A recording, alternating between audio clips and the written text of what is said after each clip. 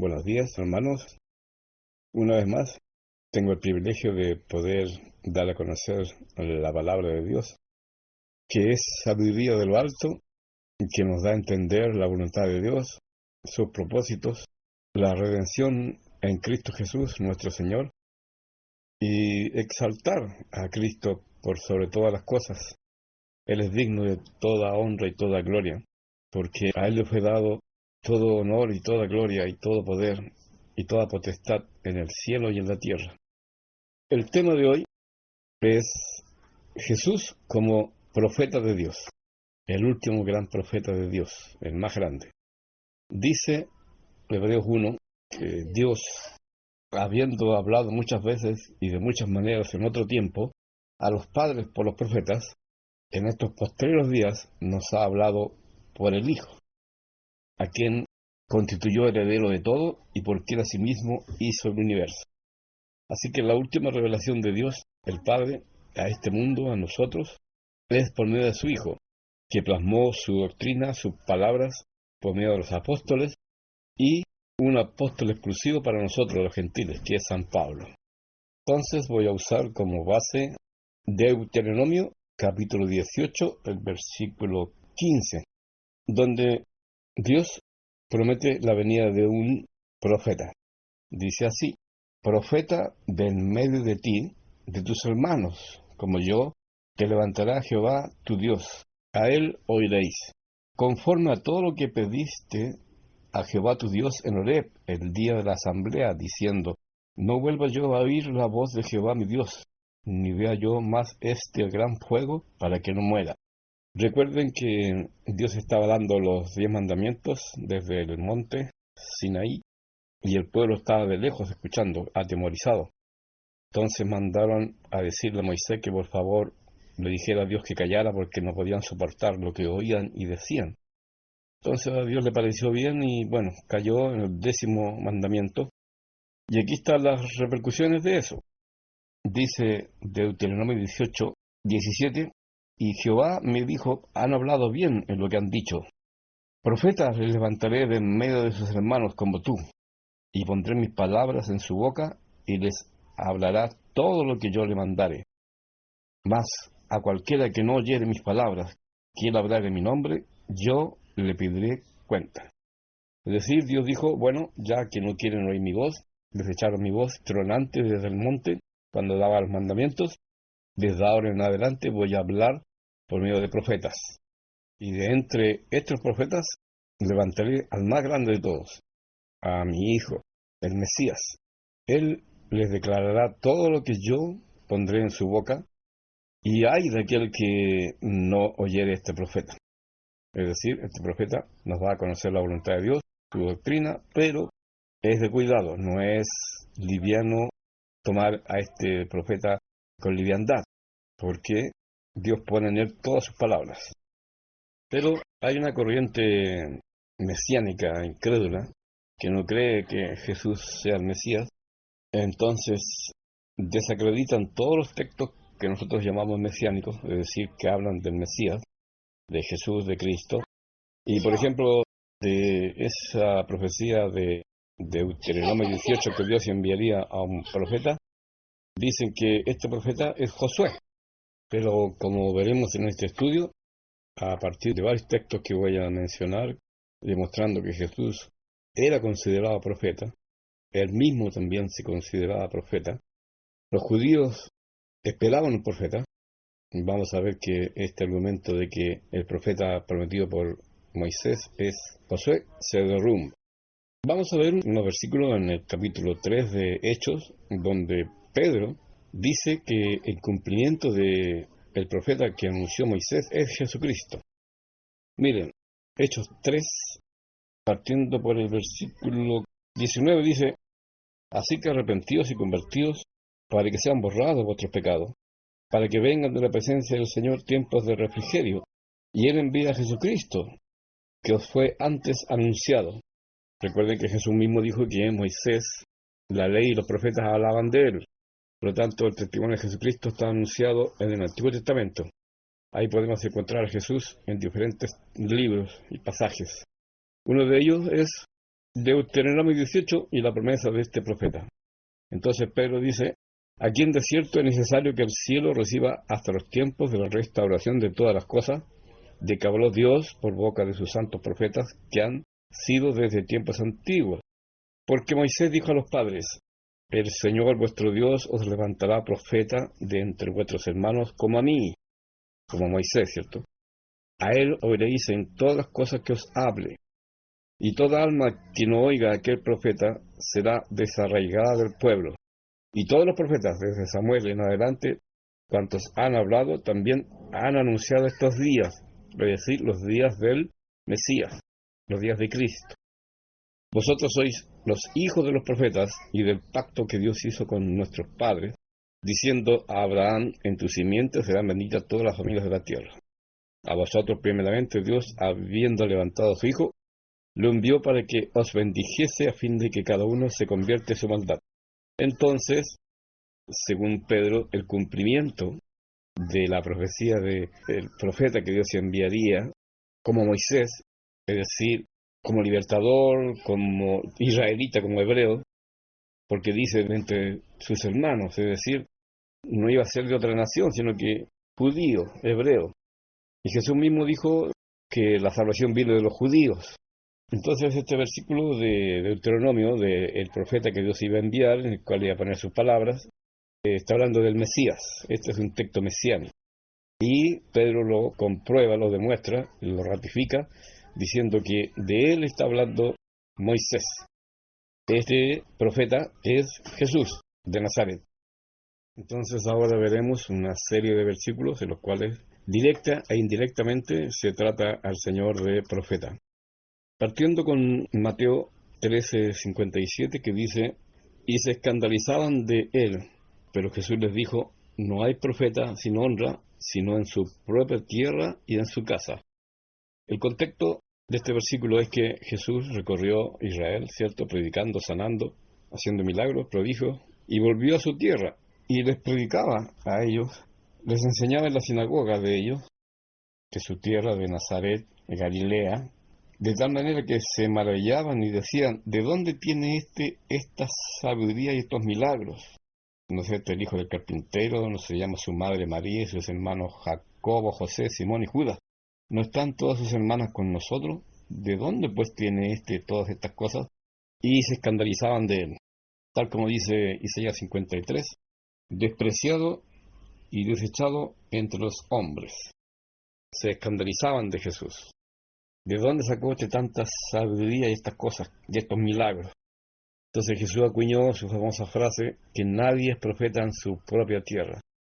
Jesús, como profeta de Dios, fue menospreciado en su propia tierra por su parentela, por sus vecinos, por sus conocidos. Hay otro texto en Mateo 21:11, y la gente decía: este es Jesús el profeta de Nazaret de Galilea. El contexto es que Jesús, con su entrada triunfal a Jerusalén, la gente ponía palmas en el suelo y lo alababan: grande, Hosana, Hosana, bendito el que viene en nombre del Señor. Entonces la gente se preguntaba: bueno, ¿quién es esta persona que le hace esta manifestación tan grande, estas alabanzas? Y la gente respondía: este es Jesús el profeta de Nazaret de Galilea. El profeta de Nazaret de Galilea. La gente ya reconocía a Jesús como profeta. Su fama se había extendido, por supuesto, por todo Israel. Hay otro en Lucas 7:16 que dice: y todos tuvieron miedo y glorificaban a Dios diciendo: un gran profeta se ha levantado entre nosotros y Dios ha visitado a su pueblo. Esto ocurrió cuando Jesús resucitó al hijo de la viuda de Naín. Acercándose tocó el féretro y los que lo llevaban se detuvieron y dijo: joven, a ti te digo, levántate. Entonces se incorporó el que había muerto y comenzó a hablar y lo dio a su madre. Y todos tuvieron miedo y glorificaban a Dios diciendo: un gran profeta se ha levantado entre nosotros y Dios ha visitado a su pueblo. Y se extendió la fama de él por toda Judea y por toda la región de alrededor. Al ver este tremendo milagro, esta resurrección de este joven, profeta de Dios, dijeron, está entre nosotros. Dios ha visitado a su pueblo. Ustedes recordarán cuando Jesús habló con la mujer samaritana y Jesús le pregunta por su marido. Y ella le dice que no tiene marido. Y Jesús le dice, bien has dicho porque no tienes marido. Y el que tienes no es tu marido. 7 maridos has tenido. Entonces ella se asombra al ver que le conocía toda su vida y exclama en Juan 4:19, Señor, me parece que tú eres profeta. Claro, el profeta tenía la capacidad dada por Dios de ver más allá de lo que uno podría vislumbrar, conocer a las personas, conocer el futuro. De aquí Jesús acertadamente le conocía la vida a esta mujer, y ella sorprendida le reconoce que es profeta, porque le conocía su vida. Después en Juan 6:14 dice, aquellos hombres entonces, viendo la señal que Jesús había hecho, dijeron, este verdaderamente es el profeta que había de venir al mundo. Aquí se nota que esta gente sabía de la promesa de Moisés de que Dios enviaría un profeta. De aquí, al ver la señal de Jesús, que es la alimentación de los 5.000, dijeron, este es el profeta que había de venir al mundo. Bueno, todos conocen la historia, que después esta gente quiso hacerlo rey, pero a pesar de que le reconocieron su calidad de profeta, Jesús les dijo que ellos solamente iban tras él por el pan y los peces, y en realidad no creían en él como había manifestado. En Juan 7:40 dice, entonces algunos de la multitud, oyendo estas palabras, decían, verdaderamente este es el profeta. Juan 7:40. Cuando dijo ríos de agua viva, los alguaciles que fueron mandados para prender a Jesús al oír sus palabras, se confundieron porque ningún hombre ha hablado así, nunca ha hablado hombre así, y había división entre la gente. Verdaderamente este es el profeta, decía la multitud, algunos de la multitud, oyendo estas palabras del Señor. Otros decían, este es el Cristo. Pero algunos decían, ¿de Galilea ha de venir el Cristo? ¿No dice la Escritura que del linaje de David y de la aldea de Belén, de donde era David, ha de venir el Cristo? Sí, correcto. Pero se olvidaban de que el Mesías, el Cristo, iba a ir a vivir a Nazaret, a Galilea de los gentiles. Luz les alumbró. Esa parte no la sabían. Por eso que había disensión entre la gente. Y algunos de ellos querían prenderle para matarle. Pero Jesús siempre se escabulló porque aún no era su tiempo. Este es el profeta que había de venir al mundo. Se dan cuenta que los judíos sabían que Dios iba a mandar un profeta particular, especial, único, diferente. Y muchos la aguardaban a este profeta. Juan 9:17 está hablando de el ciego. Jesús era un ciego de nacimiento. Entonces, cuando los fariseos, los sacerdotes, lo interrogaron para saber si realmente él había sido ciego, incluso llamaron a sus padres para confirmar de que había sido ciego de nacimiento, porque esto es un milagro único, que un ciego de nacimiento sea sanado. No había ocurrido nunca. Entonces ellos están consternados, los sacerdotes, los fariseos. Entonces en Juan 9:17 dice, entonces volvieron a decirle al ciego, ¿qué dices tú del que te abrió los ojos? Y él dijo que es profeta. No dijo que era un sanador, un milagrero, sino que este hombre es un profeta, profeta con la capacidad de sanar. Ahora sí, en Lucas 24:19, cuando Jesús ya había resucitado, iba por el camino de Emaús, unos discípulos, Jesús se le aparece, habla con ellos, y ellos, bueno, ya habían pasado varios días que Jesús se había muerto, y volvían a sus labores habituales. Se pone al lado de ellos el Señor y les dice, ¿qué era lo que iban conversando por el camino? Sucedió que mientras hablaban y discutían entre sí, Jesús mismo se acercó y caminaba con ellos. Esto es Lucas 24:16. Mas los ojos de ellos estaban velados para que no le conociesen. Y les dijo, ¿qué pláticas son estas que tenéis entre vosotros mientras camináis? ¿Y por qué estáis tristes? Respondiendo uno de ellos, que se llama Cleofás, le dijo, ¿eres tú el único forastero en Jerusalén que no ha sabido las cosas que en ella han acontecido en estos días? Entonces les dijo, ¿qué cosas? Y ellos le dijeron, de Jesús Nazareno, que fue varón profeta, poderoso en obra y en palabra delante de Dios y de todo el pueblo, y cómo le entregaron los principales sacerdotes y nuestros gobernantes a sentencia de muerte y le crucificaron. Pero nosotros esperábamos que Él era el que había de redimir a Israel, y ahora, además de todo esto, hoy ya es el tercer día que esto ha acontecido. Aunque también nos han asombrado algunas mujeres que entre nosotros, las que antes del día fueron al sepulcro, y como no hallaron su cuerpo, vinieron diciendo que habían visto visión de ángeles, quienes dijeron que Él vive. Y fueron algunos de los nuestros al sepulcro y hallaron así como las mujeres habían dicho, pero a Él no le vieron. Entonces aquí el Señor los reta porque les dice, oh, insensatos y tardos de corazón para creer todo lo que los profetas han dicho. ¿No era necesario que el Cristo padeciera estas cosas y que entrara en su gloria? Y comenzando desde Moisés y siguiendo por todos los profetas, les declaraba en todas las escrituras lo que de él decían. Estos discípulos, estos caminantes de Emaús, reconocían que Jesús fue un varón profeta. Obviamente, cuando el Señor le abrió los ojos, ya reconocieron que sí era el profeta de Dios. No que fue, es el profeta de Dios. En Juan 1:21 dice, y le preguntaron a Juan el Bautista, ¿qué pues? ¿Eres tú Elías? No soy, dijo. ¿Eres tú el profeta? Y respondió, no. ¿Se dan cuenta como los judíos querían saber si Juan el Bautista o era Elías o era el profeta? ¿Cuál profeta? ¿A qué profeta se referían? ¿Cuál profeta querían que fuera Juan el Bautista? El que anunció Moisés. Profeta os levantaré en medio de vosotros, como Moisés, de entre sus hermanos. Ellos pensaban que posiblemente este Juan el Bautista podría ser el profeta anunciado por Moisés, pero Juan responde no, él no es ese profeta. Así que esto derrumba la idea de que Josué es el profeta que habló Moisés, el sucesor de Moisés, que es Josué. De él estaría hablando Moisés en Deuteronomio 18, pero aquí vemos que en el siglo I esperaban a este profeta. Y cuando apareció Juan el Bautista, fueron a hablar con él porque parece que podría ser él, el profeta, anunciado por Moisés. Y le fueron a preguntar, ¿eres tú el profeta? No, no soy, dijo Juan. En Lucas 7:39, cuando vio esto el fariseo que le había convidado, dijo para sí, si fuera profeta, conocería quién y qué clase de mujer es la que le toca, que es pecadora.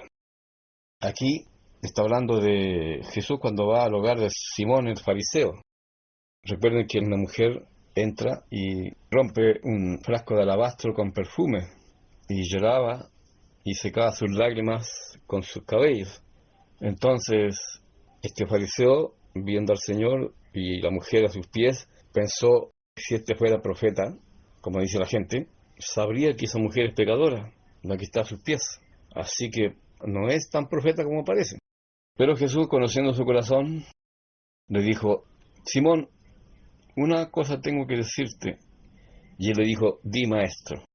Un acreedor tenía dos deudores, el uno les debía 500 denarios y el otro 50. Y no teniendo ellos con qué pagar, perdonó a ambos. Di pues, ¿cuál de ellos le amará más? Respondiendo Simón dijo, pienso que aquel a quien perdonó más. Y él le dijo, rectamente ha juzgado. Y vuelto la mujer, dijo a Simón, ¿ves esta mujer? Entré a tu casa y no me diste agua para mis pies, mas ésta ha regado mis pies con lágrimas y los ha enjugado con sus cabellos. No me diste beso, mas ésta desde que entré no ha cesado de besar mis pies. No ungiste mi cabeza con aceite, mas ésta ha ungido con perfume mis pies. Por lo cual te digo que sus muchos pecados le son perdonados, porque amó mucho, mas aquel a quien se le perdona poco, poco ama. De decir, Jesús le demostró a Simón, el fariseo, que sí era profeta, porque conocía los pensamientos de este fariseo, que lo estaba menospreciando como profeta. Y ahí mismo, sobre la misma, le demuestra que sí es profeta, porque le conocía los pensamientos. En Lucas 13:33, el lamento de Jesús sobre Jerusalén. Sin embargo, es necesario que hoy y mañana y pasado mañana siga mi camino, porque no es posible que un profeta muera fuera de Jerusalén. Aquí Jesús se está reconociendo como profeta. Él andaba fuera de Jerusalén y iba rumbo a la capital, Entonces se apresuró para llegar antes de la fiesta a Jerusalén. Porque, como él dice, no es posible que un profeta muera fuera de Jerusalén. O sea, Jesús, el Mesías, no podría morir ahí por el camino, en otro lugar que no fuera Jerusalén, para que se cumplieran las profecías, que él moriría en Jerusalén. No es posible que un profeta, o sea, no es posible que yo, el Mesías, el Cristo, el profeta de Dios, muera fuera de Jerusalén. Ahora, aquí hay un versículo que siempre me ha asombrado, lo encuentro extraordinario, como Dios revelaba a algunas personas las cosas del Cristo, del Mesías. Juan 1:45 dice que Felipe halló a Natanael y le dijo: hemos hallado a aquel de quien escribió Moisés en la ley, así como los profetas, a Jesús, el hijo de José de Nazaret. Aquí vemos como Felipe identificó a Jesús con el Mesías que él leía en la ley. Es decir, que la lectura de Felipe de la ley, que le hablaba de un Mesías, de un ungido, de un enviado, de un profeta, de repente lo tenía frente a él. Y él lo reconoció. Este es de quien habló Moisés en la ley. Y fue a hablar con su hermano. Y de ahí, de ese momento en adelante, le siguieron como discípulos. Ahora, en Juan 12:49, tenemos este relato. Sabemos que un profeta es enviado por Dios y le da atribuciones para que hable en nombre de Dios, decrete juicios sobre el pueblo. Y en este pasaje de Juan 12, Jesús asegura ser enviado de la misma presencia del Padre. Juan 12:49 y 50 dice: porque yo no he hablado por mi propia cuenta. Acuérdense que Deuteronomio 18 dice que yo pondré en él mis palabras. Dios pondrá sus palabras en la boca de este profeta que iba a levantar como Moisés. Aquí Jesús dice que lo que él habla no es ocurrencia suya, no nacen de su corazón, no son ideas por él. Él no habla por su propia cuenta, ni da testimonio de sí mismo por su cuenta, lo cual infringiría la ley. El Padre que me envió, Él me dio mandamiento de lo que he de decir y de lo que he de hablar. Acuérdense que Jesús dijo también: mi doctrina no es mía, sino del que me envió. Y sé que su mandamiento es vida eterna. Así pues, lo que yo hablo, lo hablo como el Padre me lo ha dicho. Tal como dice Isaías 61, versículo 1 y 2, que dice: el Espíritu de Jehová el Señor está sobre mí, porque me ungió Jehová, me ha enviado a predicar. Los profetas también predicaban, enseñaban a la gente, adoctrinaban, pero también amonestaban y proferían juicios por no enmendar sus caminos. Me ha enviado a predicar buenas nuevas a los abatidos, el Evangelio, a vendar a los quebrantados de corazón, a publicar libertad a los cautivos y a los presos, apertura de la cárcel, a proclamar el año de la buena voluntad de Jehová y el día de venganza del Dios nuestro, a consolar a todos los enlutados. Jesús aquí dice que Él viene de parte de su Padre y todo lo que habla es lo que su Padre le dijo que tenía que decir. Mi doctrina no es mía, sino del que me envió. En ese sentido, Jesús fue fiel a la ordenanza de su Padre. Anda al mundo y di esto, esto y esto otro. Lo que yo te digo que digas, eso tienes que hablar. Y Jesús fue obediente y cumplió con este mandato. En Mateo 7:28 vemos cómo la gente se admiraba de esta doctrina del Señor. Dice: y cuando Jesús terminó estas palabras, la gente se admiraba de su doctrina. Eso está en el contexto de parábolas que el Señor decía. En este caso, la parábola de los dos cimientos, de edificar sobre roca y sobre arena, el hombre insensato y el hombre sabio. El insensato que edificó su casa sobre arena y el necio que edificó sobre la arena.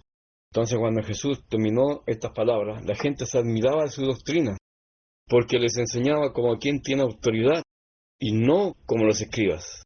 Entonces aquí indirectamente Jesús está diciendo que los escribas y los fariseos enseñaban mal, no con autoridad, así livianamente, por encima de la doctrina, no como el Señor enseñaba, con autoridad. Claro, porque Él fue enviado por el Padre, Él viene de arriba, del cielo. Él tiene más autoridad que todo, porque Él conoce las cosas de primera fuente. Ahora, una pregunta que salta: ¿en qué momento el Padre habló con su hijo estas cosas que tenía que hacer y decir. Bueno, podemos decir que desde la eternidad el Padre enseñó a su hijo lo que tenía que decir y hacer. Por ejemplo, y lo he citado varias veces en Salmo 110, vemos una conversación que ve David. Jehová dijo a mi Señor, siéntate a mi diestra. Ahí vemos una conversación entre el Padre y el Hijo. Dijo el Señor a mi Señor, siéntate a mi diestra, hasta que ponga a todos tus enemigos como estrado de tus pies. Entonces, desde la eternidad, hicieron esta voluntad de venir a este mundo a redimir a los hombres, a esta humanidad caída, para perdonar nuestros pecados por medio de su muerte y resurrección. Entonces tenemos a Jesús como sumo sacerdote, como rey y como profeta de Dios, el último gran profeta de Dios. Entonces, ¿cómo nosotros conocemos las palabras de este profeta? Pues por su palabra que él dejó, tanto el Antiguo Testamento y sus profetas, porque dice Pedro que los profetas hablaban con el Espíritu de Cristo que estaba en ellos. Es decir, cuando los profetas hablaban, era Jesús que hablaba por medio de ellos. Primera de Pedro 1. Entonces, también puso estas palabras en sus apóstoles y en Pablo, que algunos de ellos escribieron libros, epístolas, evangelios, cartas y profecías, como Juan.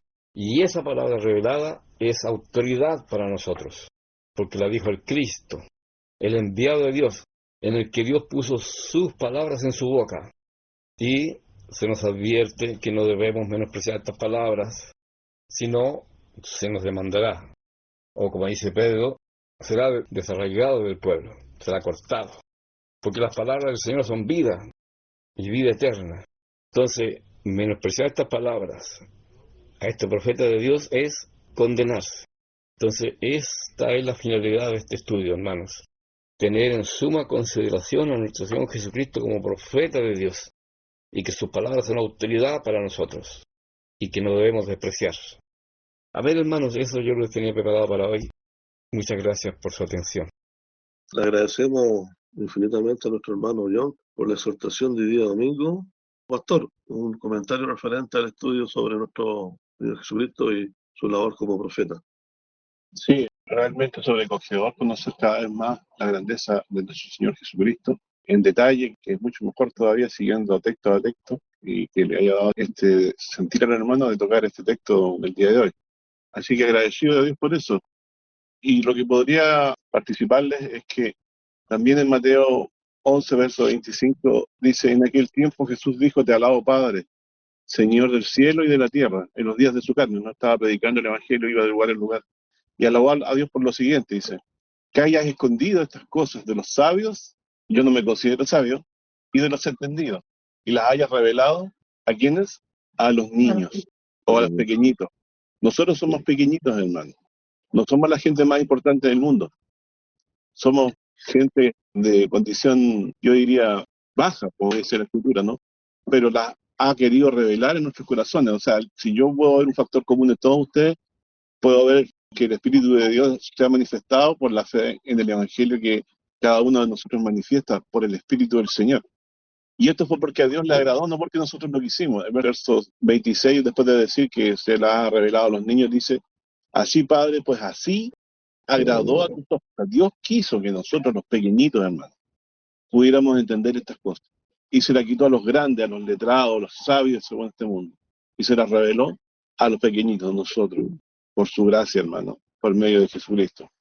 Y dice, así Padre, pues así te agradó en tus ojos. O sea, Dios quiso manifestar su gracia de esa forma en nosotros, llegar primero a los pequeñitos, nosotros.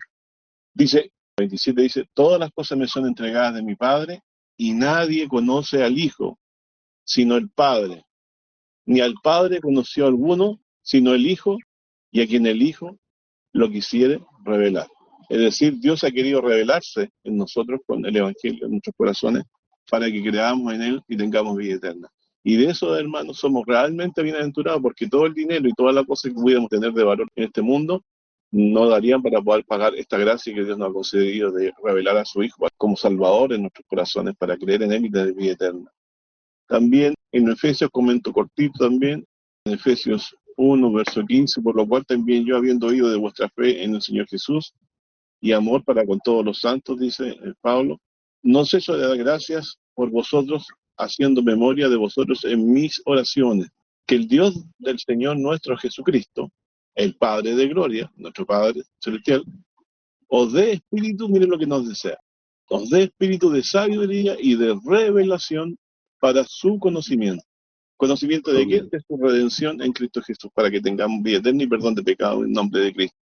Y también, como dice el verso 18, a continuación, alumbrando los ojos de nuestro entendimiento. A quien el Padre ha querido, el Hijo se lo ha revelado, el Evangelio, la buena nueva. Y ese espíritu de sabiduría ha procedido del Padre también, para que le conozcamos. Así que no hemos llegado a este conocimiento por una sabiduría propia, sino por una que no era nuestra y la ha revelado el Señor. Y eso va a ser hasta el día de nuestra muerte, hermano. Vamos a estar agradeciendo esto de Dios. Verso 18, alumbrando, dice, los ojos de vuestro entendimiento para que sepáis cuál sea la esperanza de su vocación, que es la vida eterna, y cuáles las riquezas de la gloria de su herencia en los santos, y cuál aquella supereminente, y la palabra supereminente significa, dentro de los significados más sencillos, significa muy elevado. O sea, Dios nos ha hecho participar a conocer el Evangelio de lo más elevado que podía revelársele a alguien. Incluso nosotros que hemos conocido que Jesús es el Hijo de Dios también por revelación de Dios en nuestros corazones. Entonces dice, ¿cuál aquella supereminente grandeza de su poder para con nosotros los que creemos por la operación de la potencia de su fortaleza? O sea, esto que nos mantiene la fe en nosotros no es fuerza nuestra, es de Dios, aquí lo está diciendo. Así que hay que aferrarse a este Espíritu de Dios, al Espíritu Santo, que constantemente nos recuerda la obra redentora de nuestro Señor Jesucristo, el Hijo de Dios. Y dice que los que creemos por la operación de la potencia de su fortaleza, y esa potencia de su fortaleza, y ese conocimiento que hemos llegado supereminente, también obró en Cristo, resucitándole de los muertos, lo cual es un hecho que nosotros damos por cumplido, por lo que dice la Escritura.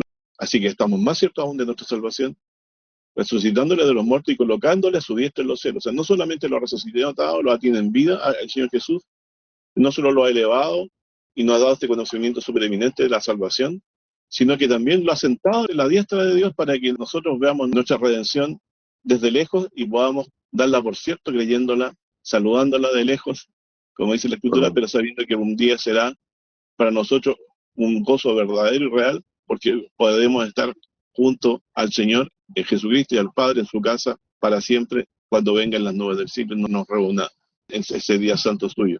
De lo cual ruego a Dios que abunde mucho con estas consolaciones de salvación en los corazones de mis hermanos, porque yo sé que hay muchas aflicciones, pero tenemos el premio, ha sido ganado, la victoria es nuestra, Jesucristo está sentado a la diestra de Dios.